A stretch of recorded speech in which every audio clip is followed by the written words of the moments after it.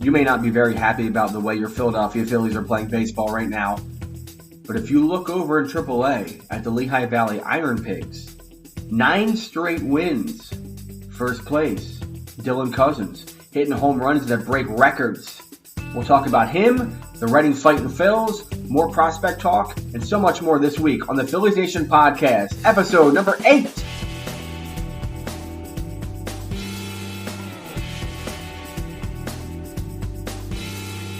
Yo, Phillies Nation, welcome to the Phillies Nation Podcast. This is episode number 8. My name is Tim Malcolm. I'm the editorial director of PhilliesNation.com. PhilliesNation.com is where you can find Phillies news, rumors, information, analysis, and more.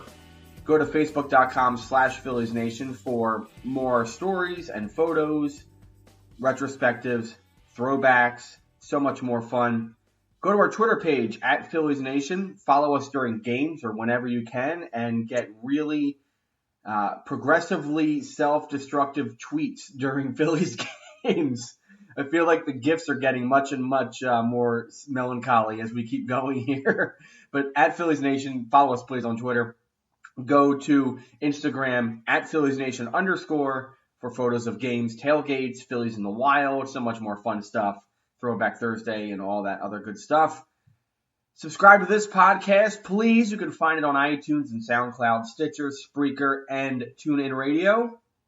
You can also find it on YouTube at youtube.com/Phillies Nation. Please subscribe to the podcast. Give us a good rating. We'd love to hear your comments because we want to always work on things. And this podcast is a day late, but not a buck short. Had a little bit of a technical difficulty in getting this up, but thank you for your patience. We have a really good show on tap for you today. I feel like we should talk some prospects. We've kind of beaten around the bush a little bit, done a little bit here and there, but we have a really good show lined up about some of the great stuff happening in the Phillies organization as a whole, and they're playing really well. Most, if not all, the teams are in first place or right near first place in their respective divisions. They're all over 500.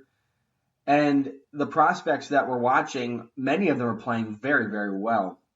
We're going to talk a little bit with Mike Ventola, who is the PR and radio voice of the Reading Fightin Phils. He'll talk about, obviously, Scott Kingery, who he really is gloating about, and I think it's no surprise that everybody really likes what he's doing on the field. He's having a good year in Reading.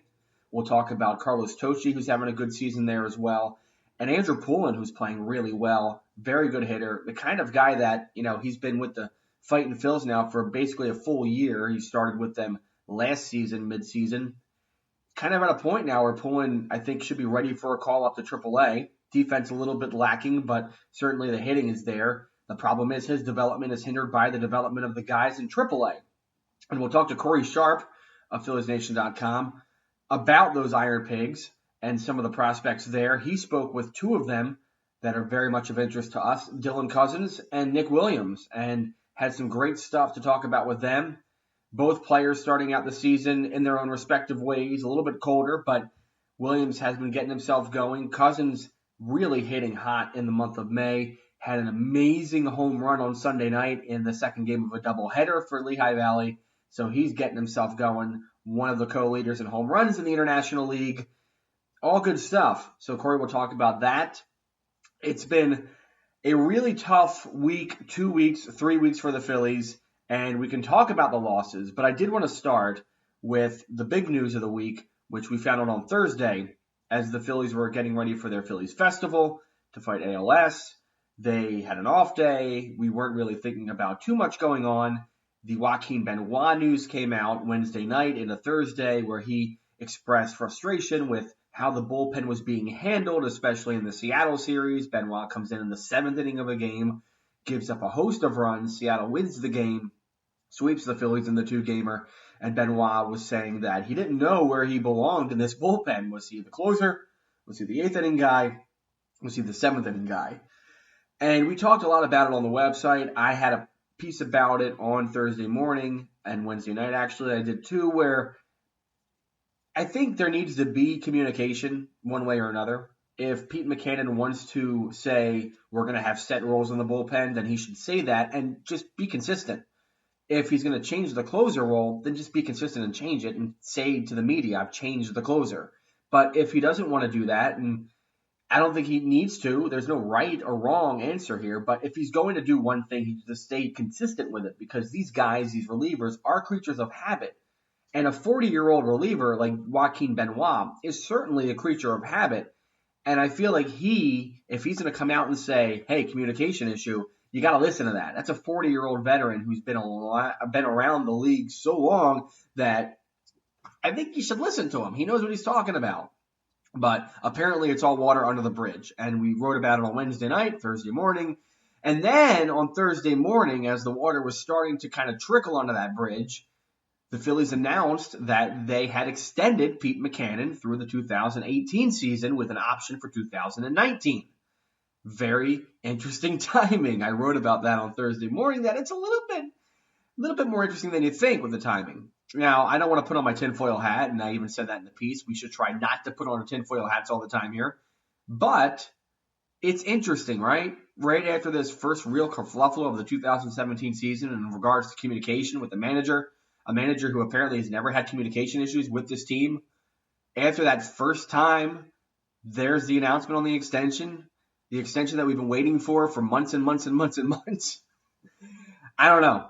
I know that there's been a lot of, there's no timing there. It's just coincidental. Da-da-da-da. Don't read into it. Da-da-da-da-da. Fine. You could say that. But as fans, I think we have a right to kind of think, maybe there's something else going on there. Maybe the Phillies are looking at Mackanin and saying, we want this guy to be our guy. This is the time that we have to announce this thing. They might have already ironed out the details by this point. They could have waited a couple days, whatever. But it is conspicuous. It's okay. It's fine. We're moving past it. And Mackanin is the manager. That's it. We can't change it. It's what it is. And I think it's actually a good move, right? We got to get past, Mackanin is not a good game manager. Because here's the thing. This team is not complete yet. The 2017 Phillies are not the team that is going to be competing for a playoff spot. I think we should know by now that this team is not going to be in a playoff competition come August, September. They're not. They're just not that good yet. The starting pitching is still suspect. There's still a lot of questions to answer there. The offense, I think we're starting to answer some questions in the beginning part of the year, which is great because we've been wanting to answer some questions.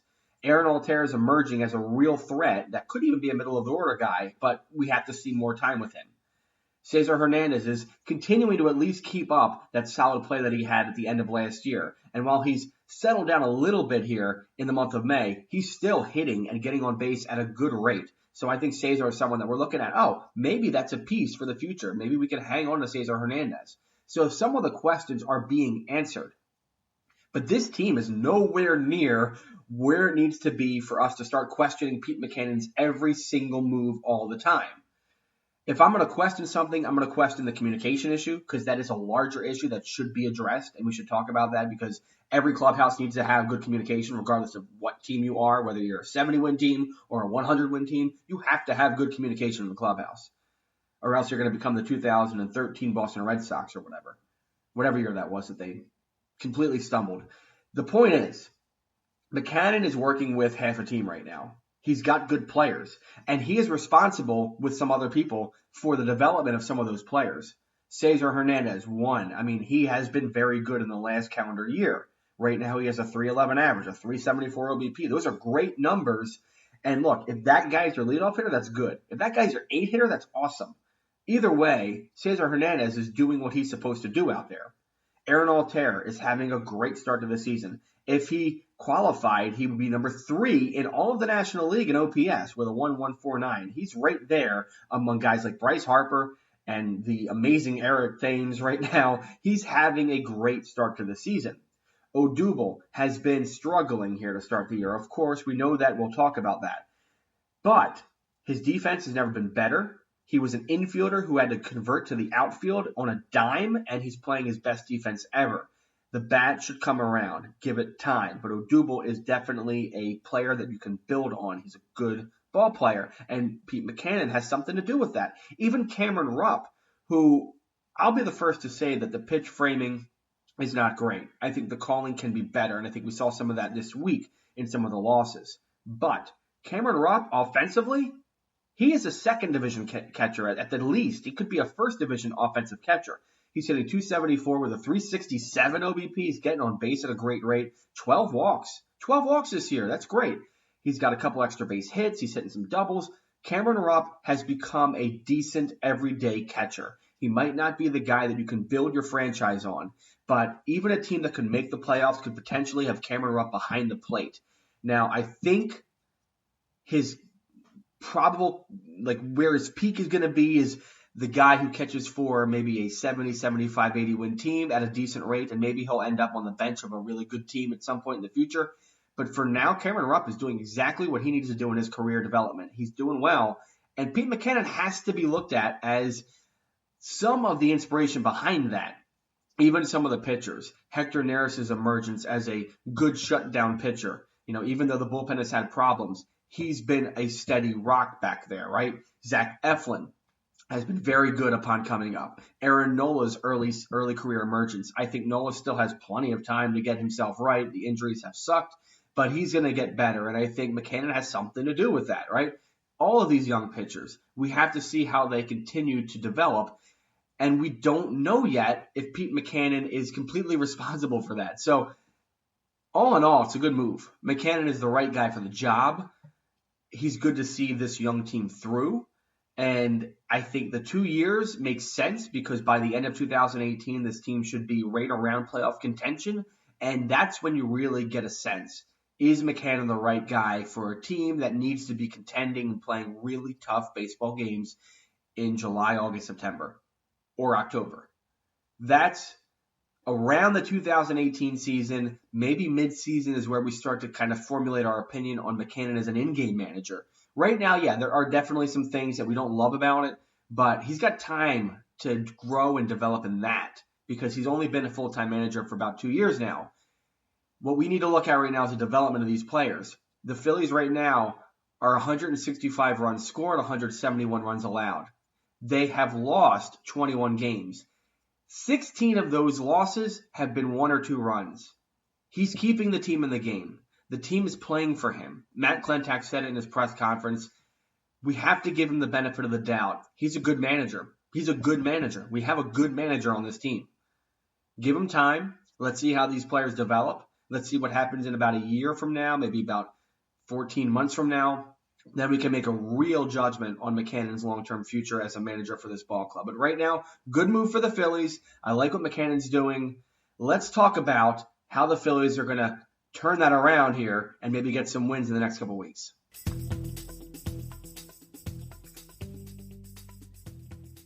Well, we have seen some really tough baseball recently with the Phillies losing a lot of games to the likes of the Nationals and the Dodgers and the Cubs and the Mariners.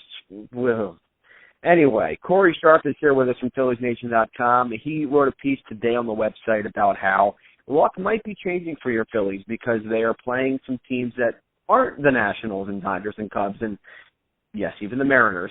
Corey, thanks for coming on the podcast. Thank you for having me. So the Phils right now have played a lot of good teams. They played the Nationals a lot, the Mets, the Dodgers, the Cubs, obviously. What do you see going forward, though, with this team's schedule? Because you think that the schedule is going to get a little easier for them. It definitely does. After this series against the Nationals, 12 times against them, that's pretty absurd.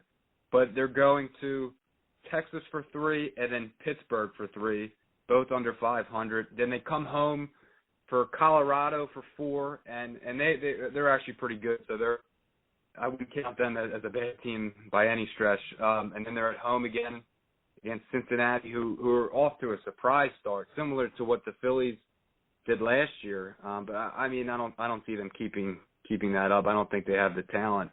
And then they're at Miami, at home against San Francisco without Matt Garner, obviously, and then at the Braves for 4 for their first trip to Atlanta and their new park. But then after that, it gets tough again. So I wrote in the piece that this is the time for the Phillies to strike if that goal of 500 is still, if that goal is still in reach.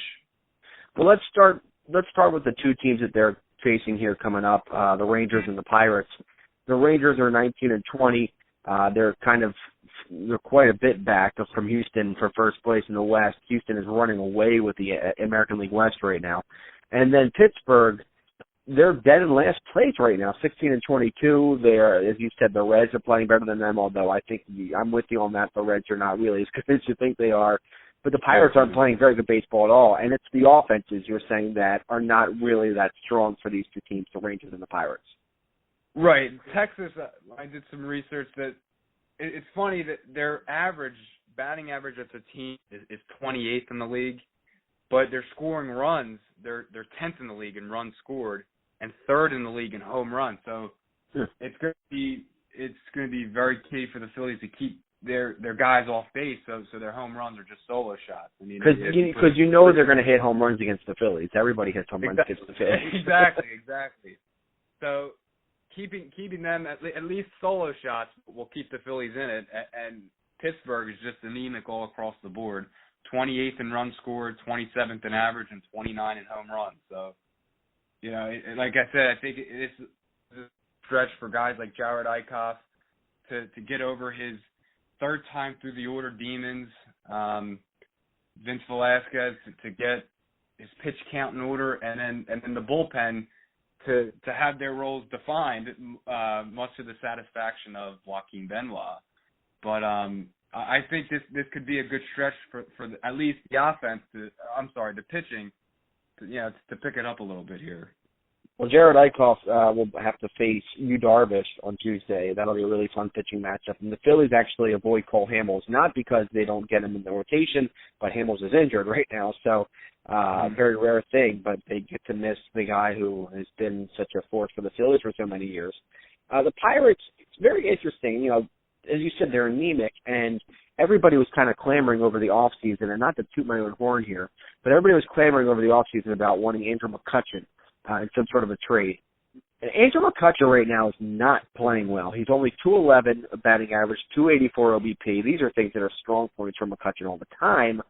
And 5 home runs, which, fine, 5 home runs, but he only has 7 other extra base hits so far this year. He's not playing well. I mean, have you seen McCutchen at all? I'm just kind of asking you off the cuff here. Have you seen him at all? Not too much. I know he didn't have a very good year last year. I actually went to a couple games last year against Miami. He grounded into a double play with the bases loaded and 1 out. And Pittsburgh, their fans didn't boo him, which I couldn't believe it. So I guess he gave them a lot. He gave them a lot a couple of years back with the playoffs. Yeah. I guess he earned his notoriety there, but I think the decline for him really started last year for him, and he's 30 years old. It's not looking good for him. He's not the MVP he once was. It's surprising in his decline right now because, the things that have always been there for him, the speed and the defense, they should at least make him a league average player, but right now he's just not really computing in that. The offense is just nowhere close to where it should be. Hopefully that gets better, but hopefully that happens after the Phillies play the Pirates. And then, so you talked about the pitching staff and how they could have a really nice time here against some bad offenses. What about our offense? How are these pitching staffs stack up for the teams that we're about to face? Well, I think one stat I saw was the strikeouts per 9 of all the teams coming up, except Colorado. I did not look at theirs, but all the teams coming up, their strikeouts per 9 rank 13th or worse in the league, with most of them being obviously the bottom half, the bottom third of the league. So I think the Phillies are averaging around 4.5 runs a game. So, these guys are going to pitch to contact, and you would think the Phillies, are going to find some holes. So I think this is a good chance for them to improve on the numbers that they have. Yeah, are there any players in particular that you think might have a nice stretch here coming up? We kind of hoped that Maikel Franco would get going because his line drive rate was pretty high, and it did for a little bit, but now he's kind of cooled back down. And Aaron Altherr obviously is on fire. Tommy Joseph has had a nice May. Anybody in particular that you're looking at in this next stretch that think, this guy might actually get going here? Well, we all hope it's Odubel Herrera. I don't know. The game last night was not good. I believe he was 0 for 5 with a few strikeouts. He didn't look very good. He just looked like he was swinging at everything, and he's certainly one guy that you would hope comes back to what he was, and also Cameron Rupp too. He's around, I believe, 260 or 265 now. depending on what he does tonight. So he's starting to come on. So I think we're all concerned with Herrera for now, and hopefully, he'll come back, but with this stretch. Yeah, I will say I'm not totally concerned with Herrera. He has a nice track record of actually being good on base, getting on base a lot, and finding the holes. I think he's not finding the holes the way he should right now, and some of that's luck. But I do think his approach is a little bit off right now, and hopefully that'll correct itself. But at the same time, Herrera is providing better defense than he ever has in his career right now. His defense is absolutely outstanding in center field. So if he gives you that kind of defense with hopefully that batting average will correct a little bit and he'll find some holes, you still have your better than league average player in center field, and so that's totally fine with me. But you're right. I think we need to see him sort of get back to the Odubel that we know of, and that's every game at least one time he's going to do something that gets him on base and gets him in scoring position, and that's what we like to see from him. But hopefully he does it here against Texas. I mean, it's the team that drafted him and groomed him as an infielder, and it didn't really work out, and here he is now an all-star and possibly a two-time all-star. We'll see what happens, but it'll be an interesting stretch for sure. And what do you think, prediction-wise? Do you think that they take Texas, Pittsburgh, Cincinnati coming up here and maybe take more than 500? I definitely think they can. I mean, you see that they have Miami and Atlanta. They've handled them pretty well this year. I believe they're undefeated against them, if I'm not mistaken. But Texas, I think will be tough at their on the road there. The American League, the Phillies don't really play well against American League teams, but Pittsburgh and San Francisco aren't good anyway. So I definitely, and then like I said, Atlanta and Miami, the Phillies have already handled. So yeah, I definitely think the Phillies can, get back at least within 500. I mean, and when you're talking 500 with two wild cards, you never know what can happen. So yeah, I definitely think the Phillies can get back into it. I think all we're asking for this year is a team that's competitive sometime around July trade deadline, so that we can maybe have something to dream about. So hopefully that happens here with this next stretch against some pretty better competition, as you said. Corey Sharp, thanks for coming on. We'll talk to you a little bit later on the podcast. All right, thank you for having me.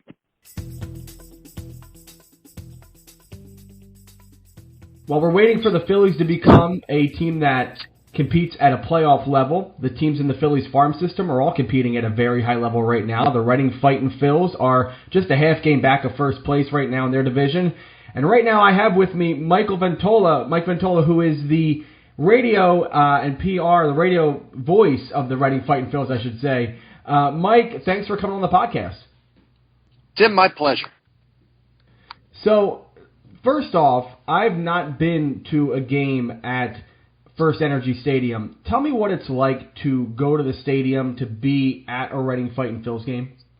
Well, when fans like yourself who have never been to First Energy Stadium, there's a lot of history. Despite the stadium having been modernized, the stadium was built in 1950 and, has really seen a lot over the years. And, hasn't always been affiliated with the Phillies. The Phillies didn't become a part of the Reading family until 1967. Before that, Reading was affiliated with the Cleveland Indians and the Boston Red Sox. So, but right now, they've been affiliated with one another. And when you come to the ballpark, when you first walk in, I mean, it's a little bit of a carnival setting, but all the normal stuff, too, with vendors and places you can get food and our team store, things of that nature. But as you make your way out into the stage for bands to perform, humongous seating area. We have our Yuengling Hometown Tap Room, great chance for those of you who like to drink alcohol. And then a little bit further down in our Funland, we also have our Hall of Fame. So, that's kind of a big part before fans are allowed into the seating bowl when they come in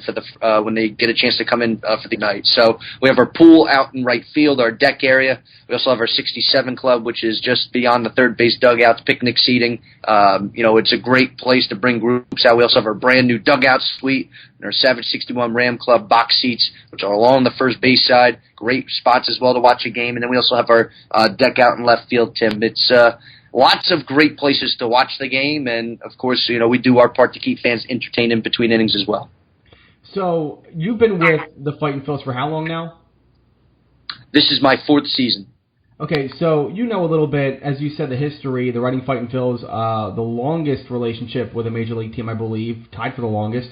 What is that relationship like between the city of Reading and the organization and the Phillies as a whole? Like, what is that relationship like, and how strong is it? It's phenomenal. It's as strong as it's ever been. Reading has had a lot of success the past few years on the field and off the field as well too. A lot of high attendance numbers, and obviously right now, who's going to be sent up to Philadelphia? Who's going to be the next wave of guys like Hamels and Utley and Howard and all those guys that were big contributors in their World Series runs and their deep playoff runs. So it's a lot of fun right now for me. Guys like me, we're here in the minors. It's as good as a time as it's ever been to be in the minor leagues because the organization is taking such high precedent, with the minor league affiliates. So, that's why right now, even though ultimately you do want to go to Citizens Bank Park and watch the Phillies compete and win for the World Series every year, but right now until the Phillies, get to that point, coming to Reading isn't such a bad spot. Sure. We'll get to the team in a second. I want to also talk about some of the things that are happening this year at the ballpark. We have, shameless plug, our Phillies Nation trip to Reading on June 11th. That'll be a really fun time, just in time for Father's Day. But also, you guys have a lot of great promotions coming up this year. Any in particular that maybe we should put on our calendars, maybe go out to Reading? Tuesday, June 6th, our Gluttony Night. It's a real fun night, Tim. Not that you ever want to sit and promote one of the 7 deadly sins, but it's a night I figure we can get some absolution from the Pope. You know what I mean? It's where he can allow it just for one night. So for $9 all you can eat, and we may be having a very special guest joining us for Gluttony Night as well too. So someone that Philadelphia has come to know this past year. And with that as well, too, Tim, not only would June 6th be our Gluttony Night, but June 10th, for any runners out there, anybody that's big into running and marathons, competing, we're gonna have a 5K on Saturday, June 10th. It's going to be a color run for those of you who participate in color runs. Then not only what fans who enjoy running, that practice and prepare for 5Ks, 10Ks. It'll be a 5K, and also a chance to run with scissors as well too. So not the real sharp kinds, obviously, but kind of more of like the clown looking ones. But I was gonna say it's a lot of insurance liability on your end. Absolutely, but we're really excited about it. Kind of as you and I are getting a chance to record this on Tuesday, May 16th. You're getting to know about it before it's even announced to the public. So I figure I'd give you guys a little bit of a heads up, just because we're pretty excited about it. Color runs have always been a lot of fun. I know specifically, when you look on Facebook, whether it's doing a color run for a specific cause, it seems to always get a lot of participants. So, and that's what we're hoping. So, we also have a lot of baseball related stuff. We have our Hall of Fame induction ceremony on August 15th when Brett Myers, Michael Spadali, and 10-year Major League veteran Rich DeLucia, who's from the Reading area. We're inducting those 3 into our Hall of Fame. So hopefully you and the rest of Phillies Nation can come on out for that night. So it's going to be a lot of fun. If you promise that Brett Myers plays a song or two during the induction, we will definitely be there. From what I'm gathering, he may have his guitar handy. So. I did want to ask you, too, about your annual morning game, which is, a fun game, I know, for you guys. And this year you have a really awesome promotion gathered for that one. Can you just talk about that? Absolutely. Monday, August 7th, we play at 9:35 in the morning. We've been doing this now for over 15 straight years. I think this is either our 16th or 17th straight year doing it. But for one day, we will not be known as the Reading Fightin Phils. We'll be known as the Reading Whoopies. So for those of you who like whoopie pies, they're delicious. I tend to eat quite a bit. So as fans come to the ballpark, we're going to have some free whoopie pies given out. The teams are going to be wearing whoopie pie jerseys and caps. We've sold a ton of merchandise. For those of you who have not seen the merchandise, go to Fightins.com/shop. You'll see some of the merchandise. It's been a top seller. That along with our Harry Potter night on Saturday, August 5th. So, but at 9:35 in the morning, gates are opening, I think, around 7:30. Wow. We have our kegs and eggs happening as well too. Fans get to walk around the warning track. It's great. I mean, for me and the staff, we got to be there by 5 a.m. But you're kind of running on adrenaline at that point. That's why we play at 2:00 the day before, so all of us get a chance to go home and get a good night's sleep. That's nice. That'll be a fun time though. Kegs and eggs sound great to me, and whoopie pies and hot dogs in the morning. Are you kidding me? Come on, that's the best life. So I expect to see you, Tim. Absolutely. I told my wife we're coming. We're coming to that game, Good. or at least me. I'm coming to that game, no matter what. Perfect. So let's talk a little bit about, first off, you've been with the Fightin Phils for a number of years now, and I wanted to mention, because we talk about Dylan Cozens later on in the show, but obviously last year you had a front row seat to one of the best spectacles in baseball last year, and that was the Dylan Cozens and Rhys Hoskins, home run battle where they each hit, I think, over 40 home runs and were breaking records. And what was that like for you as the radio announcer to actually sit there and watch these guys every night and call those home runs?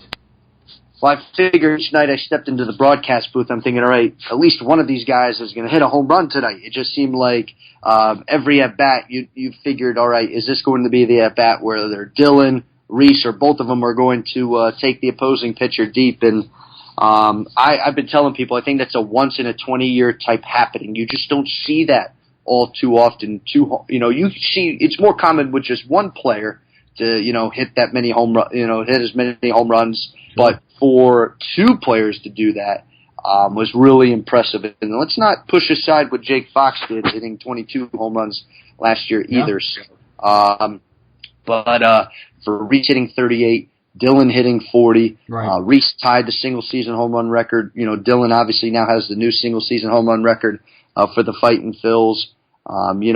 Their power, both of them, unbelievable. Obviously, Dylan Cozens has, Hulk-sized type power. Recently hitting a home run 469 feet at Coca-Cola Park. Yeah. This home run hit there in Allentown.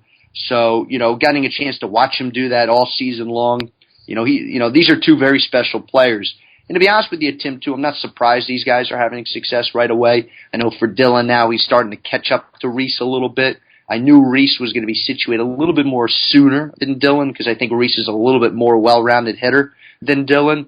But these two guys right now, if they keep playing like this and maintain it for a long period of time, I mean, you kind of know Rhys is, knocking on the door in regards to Tommy Joseph, but you look at that outfield situation, Dylan hasn't really been named much of a guy to be potentially in, that would be even sniffing Philadelphia this year or even in 2018, but sure. He keeps going along this path. 2019 may become 2018. Yeah, you can't ignore, a guy in his early to mid-20s hitting, 40 home runs or hitting 470-foot blasts. You can't ignore that after a while. Let me ask you about the current team, and obviously some really cool players to watch on the field.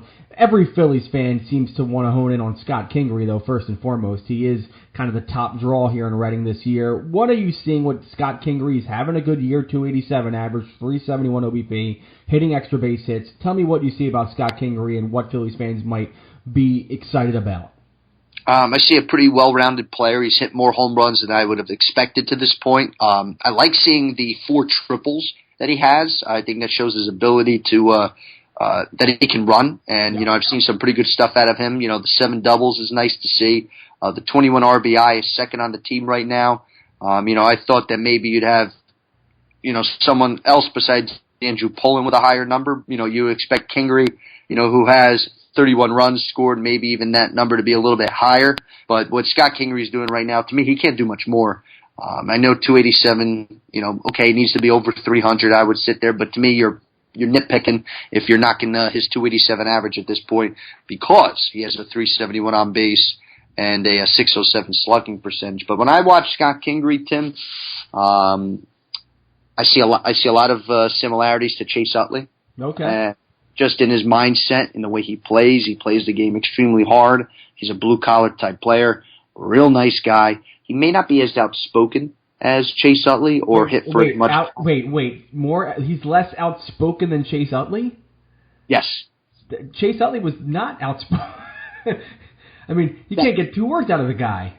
That's what I'm trying to say. He may even be up, and I'm glad you saw my joke there. Kingery's just really is laid back a kid. Coming from out west, an Arizona type kid. So, when you kind of look at, when I like to compare those two, but Utley obviously hit for more power. I don't think Kingery will hit for nearly as much power as what Chase Utley did.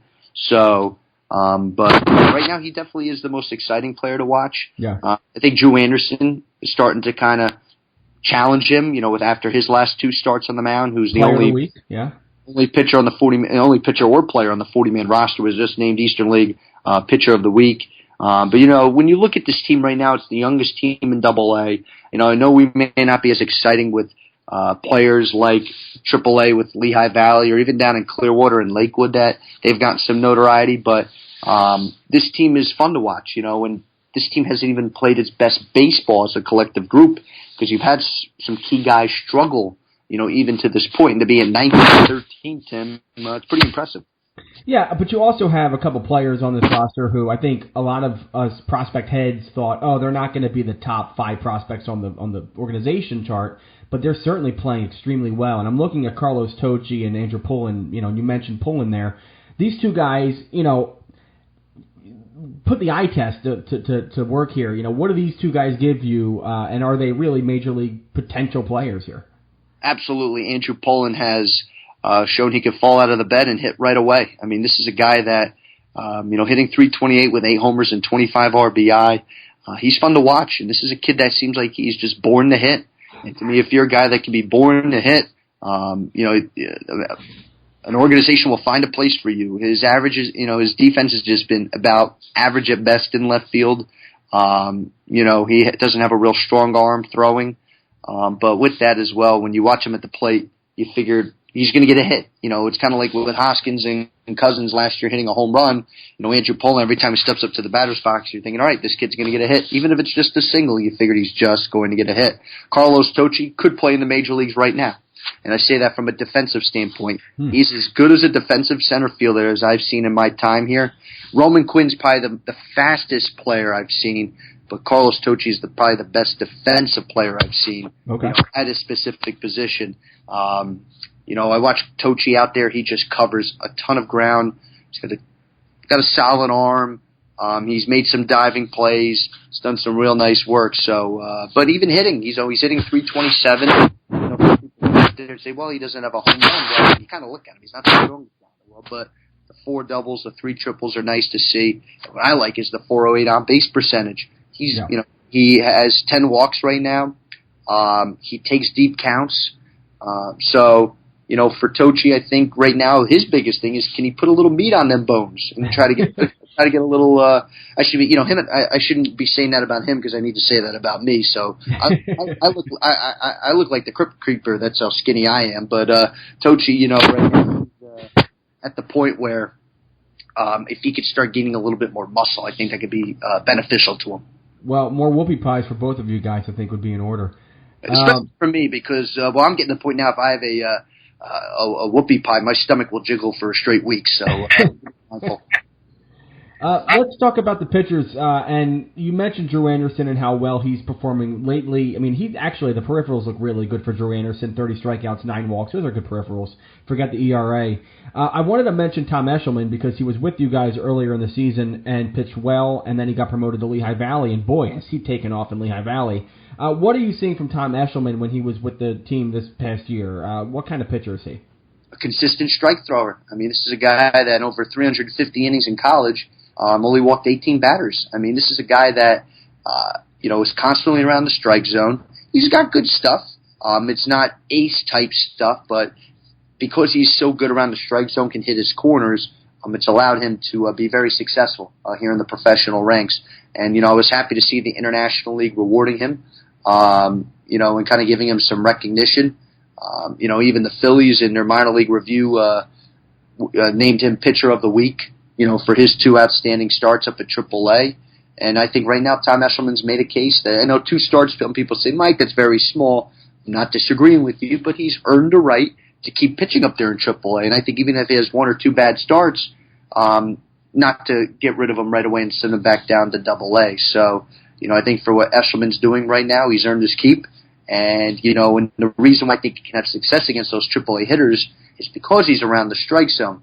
But sometimes when you're around the strike zone, Tim, it's a very good thing. But at times, if you make a mistake, then you're really leaving it out over the plate. That's why he gave up 6 home runs when he was here in Reading. So as long as he can limit that type of damage and keep his pitches down in the zone, which he's more times than not good at doing, he'll find success. Well, as far as the rest of the pitching staff, there's it's been up and down, I guess, this year, but the relief pitching has been pretty darn good. Who in that bullpen is worth looking at if you're from afar and saying we need to hone in on a couple guys here? Do I want to? Let me start with Eeny, Meeny, Miny, Mo here. Which guy do I want to start with first? I see I have a whole slew of guys. We'll start with Yaxel Rios. Right now 32 strikeouts to just 4 walks in 21 1/3 innings. Just 4 earned runs allowed. For you whip people out there, he's got a .70 whip. Opponents are hitting just 153 against him. He right now, to me, is getting to the point, how much longer does he need to prove things here at Double-A? And I mean that in all sincerity. His delivery got changed a little bit this year. Pitching coach Steve Schrank and pitching coordinator Rafael Chavez worked with him, and kind of changing his delivery a little bit. It's been the entire difference for him. And, he's getting to the point now where, Tim, I don't know how much longer he needs to be here. I want him to finish out the month of May if he continues to be as good as he is. I expect him to be up in Triple-A very soon. Justin Terrien will not be far behind him. He has 31 strikeouts to just 3 walks in 20 2/3 innings and his 7 for 7 save opportunities. And for you whip people out there, I'm a little bit more old school when it comes to my baseball. How I decipher guys, I'm not as high on sabermetrics as a lot of people at my age are. He's got a .48 whip, and opponents are hitting 104 against him. So, what Terry and Rios doing right now, they are fantastic. A guy I like is a guy that was traded for as a player to be named later when Jimmy Cordero got sent to the Nationals. I'm liking what Mario Sanchez is doing right now. His numbers aren't blowing people away. He has 16 strikeouts in 18 2/3 innings and just 5 walks. But what I like about what Sanchez is doing is he can eat up multiple innings. He's a 4-pitch pitcher. He's done some real good stuff. And he's a guy that I think if Terry and Rios were to go up at some point, he's a guy that can maybe help fill, maybe especially even Yaxel Rios' role, which is going more than just an inning. Alexis Rivero starting to turn it around, 19 strikeouts to 4 walks in 20 2/3 innings and a .87 whip. So, you have some pretty good guys. Miguel Nunez, he struggled. The walks are killing him. 11 walks in 13 1/3 innings, but 6 hits. He's a little inconsistent, but I think once he can, I think he just needs to trust his stuff.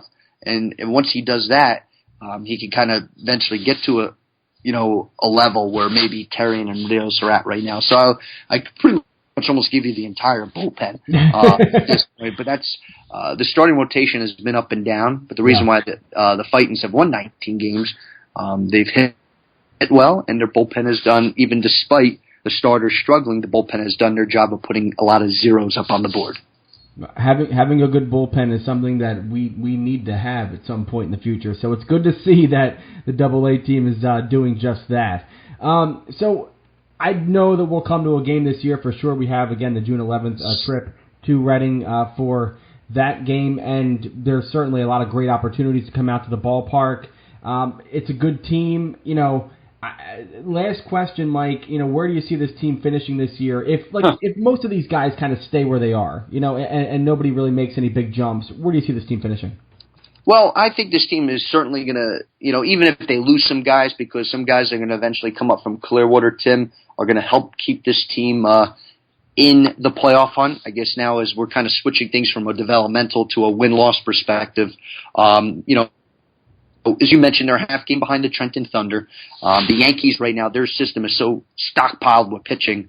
They're even, they have some good arms down in Tampa. They did just lose Chance Adams up to AAA Scranton Wilkes-Barre, so that helps things in regards to the win-loss record. But Trenton still has other capable starters.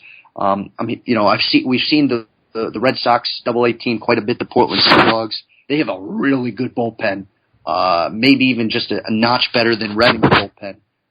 They have also had some pretty good. They also have some pretty good starting pitchers. Jalen Beeks has torched Reading this year, and he may be the best starter we have seen as an opposing pitcher. He's phenomenal, good lefty. I've seen some good things. I know he was a Phillies guy, and most Philly fans don't want to hear this, but the Mets Double-A team, the Binghamton Rumble Ponies, have played some good baseball too. We haven't seen them yet, but I've talked to other people that have seen them. They've had a good mix between good hitting, good pitching. So those are the four teams that I think are going to stick in it. But the top two in each division get a chance to go to the playoffs. So, for Reading right now, they're kind of right where they need to be here on May 16th. But as you and I, I'm sure we'll get a chance to talk more throughout the year. After the All-Star break, I'll have a much more confident answer whether they're going to probably make the playoffs or not. So, but it's a fun team. I know this team is not going to nearly hit as many home runs as they did last year, Tim, but if you like good pitching, you like timely hitting, you like a little bit more small ball with the occasional power and some good strong bullpen shutting down teams late in games, come out to First Energy Stadium because this is the team for you.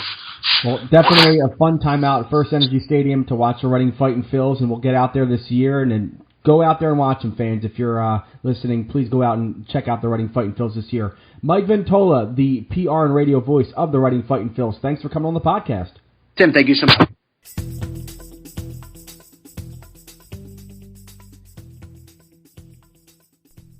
Hey, what's better than spending a warm summer evening watching the stars of tomorrow play baseball? Phillies Nation will invade First Energy Stadium to watch Scott Kingery and the Reading Fightins on Sunday, June 11th at 5 p.m. with a fun group outing for fans of all ages. That's right, 5 p.m. Sunday, June 11th. We have the third baseline where tickets are $30 and include a 2.5-hour all-you-can-eat barbecue buffet with ribs, chicken, hot dogs, burgers, mac and cheese, and much more. Plus, this is the perfect Father's Day gift, as the first 2,000 guys will receive a Fightin's bucket hat, and all fans are invited to play catch on the field after the game. Come see the future of the Phillies today with Phillies Nation, June 11th, 5 p.m. For details, visit philliesnation.com/events. Again, it's philliesnation.com/events.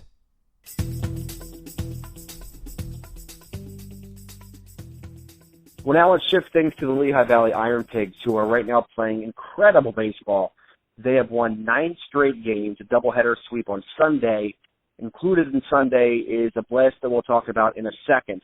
But I have Corey Sharp with me from PhilliesNation.com to talk a little bit about the Lehigh Valley IronPigs, in particular 2 players who he spoke to on Saturday, and those were Nick Williams and Dylan Cozens. So first off, Corey, what was it like to be able to have that opportunity on Saturday?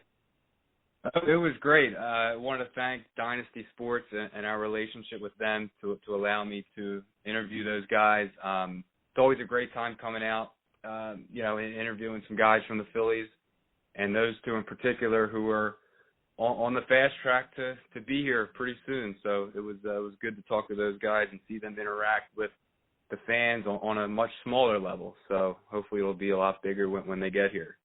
Yeah, and they're making their impressions felt right now. Dylan Cozens, first off, you had a piece about him on PhilliesNation.com on Sunday about how he's changing his approach, it seems, here in May.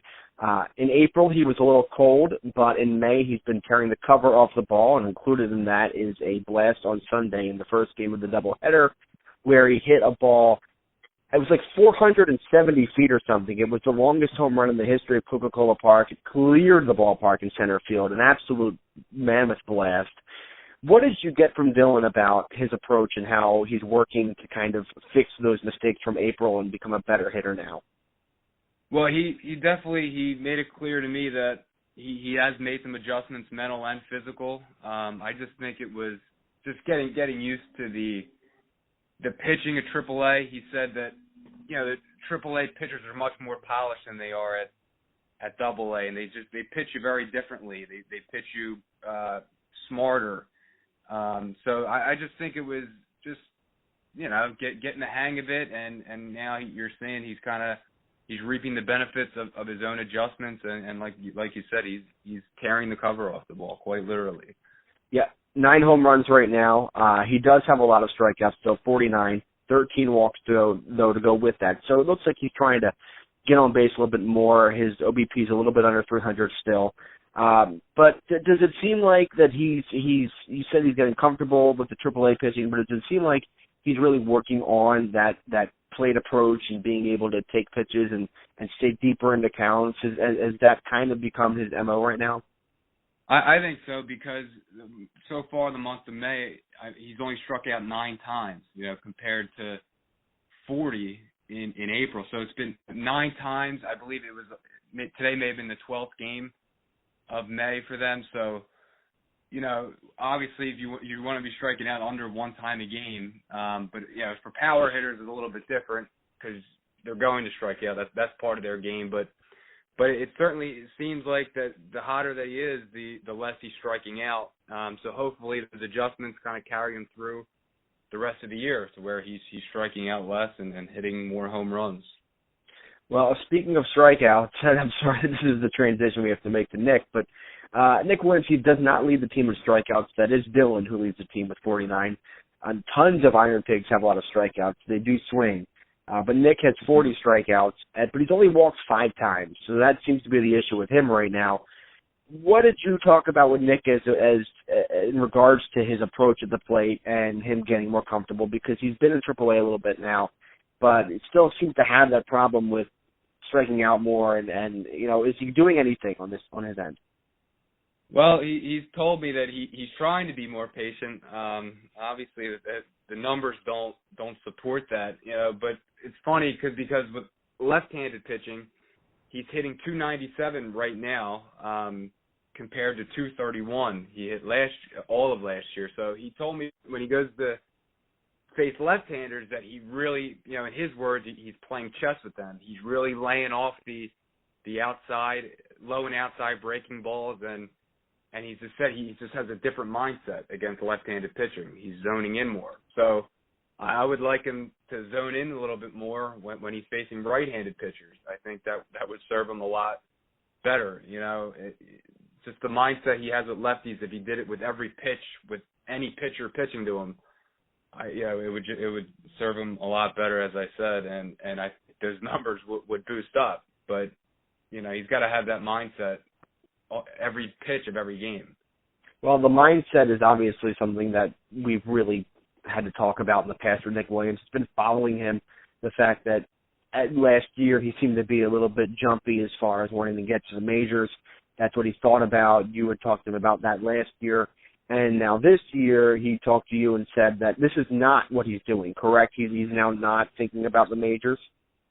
Yeah, he said whenever those guys, meaning Matt Klentak and Pete Mackanin, whenever those guys think I'm ready, that's when I'll be up. But he said last year, I actually went to a game last year, early in September when they were in the playoffs, and he just said he thought he was going to be called up in September. So that doesn't serve you well when you're still playing on another team, obviously the same affiliation, but when you're playing on another team, you're thinking when your head's somewhere else, you're not going to do well for your current team. But right now, he said he admitted to it. He just thought about it way too much. So I think like this year he's taken a different approach to it, and at least he's playing pretty well. Again, we would like the discipline, the plate discipline improved, but overall, I think he's doing a lot better job of focusing at the task at hand. Well, if we had to put timelines on these guys, and we're going to be doing this over the course of the season here at Phillies Nation, but just to put the shotgun question out there for you, if you had to choose between Nick Williams or Dylan Cozens to be the first called up to the big club in Philadelphia, who do you think it would be? It would be Nick Williams. This is his second year, and like I said, he has a different approach coming into this year. He's already 23. So I think they kind of want to. They don't really rush anybody, but they kind of want to get a move on it with him a little bit. Cozens is still 22. He's got a little bit more time, I think, than Williams. So with this only being the first month and a half, he has some time to still work on some things down there. So I would say Nick Williams. Yeah, well, as we saw in spring training, his defense is definitely very good, and one of his strong points, he plays every position, plays them well. His offensive approach in spring training was pretty decent, hit some good balls, some gappers. So hopefully we'll see him this year, and hopefully we'll see Cozens sooner than later. That both these guys part of a team that's doing really, really well in Lehigh Valley, so you should go out and see them because they may not ever lose again. Corey, thanks for coming on the podcast. We'll be talking to you soon. All right, thank you.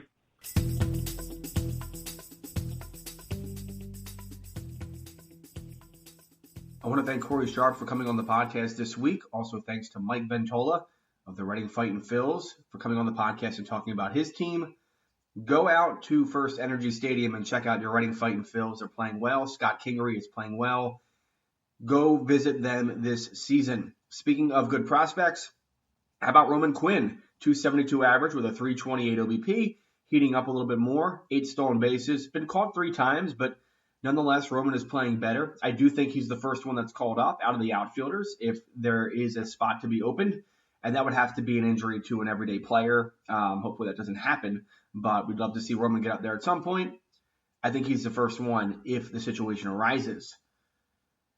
Thanks also to bensound.com for the music of this podcast. Please, if you have music that you want to contribute to this podcast for the opening theme or the bumpers, anything like that, please email me at tim@philliesnation.com or follow me on Twitter at Timothy Malcolm or follow Phillies Nation on Twitter at Phillies Nation and let us know. We'd love to get your music on the podcast.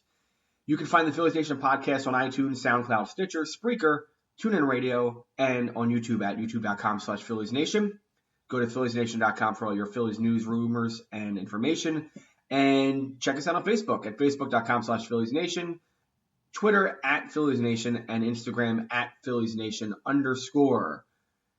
This has been the Phillies Nation Podcast. I'm Tim Malcolm. Let's get some wins this week. See you next week.